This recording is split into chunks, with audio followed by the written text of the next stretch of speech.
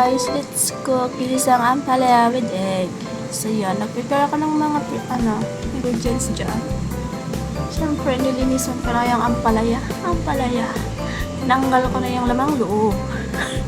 At iba may lamang loob. So ayan, fast forward ko yan siya ng mabilis. Kasi masyado siya mahaba. Yung hiniwa-hiwa, siyempre.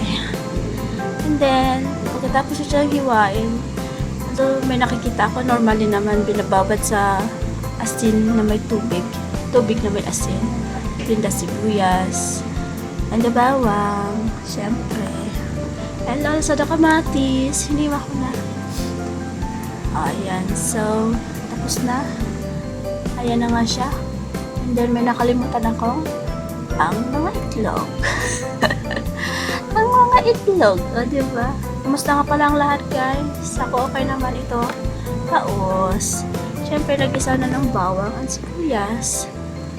And the kamatis. Siyempre, minix-mix or pinalo-halo para maluto yung mga natin. Then, nung luto na yung kamatis, nilagay na yung ampalaya. Siyempre, maglagay tayo ng brown pepper. And asin. So, hindi kami gumagamit ng mga, yung black bitchin. So, nilagyan ko na lang siya ng asukal para may sweetness na may pait.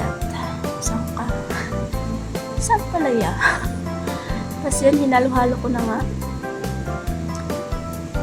Then, maya nilagay ko yung scrambled egg. Kasi, di ba dapat medyo half-half cook lang siya kasi pag sobrang lata, hindi na maganda. Pag na-overcook. So, yan. Tinakpan ko muna. Then, tara! Hindi na siyang nasunog. So, ayun. Ready to serve na mga guys. Thank you for watching everyone. Have a nice day.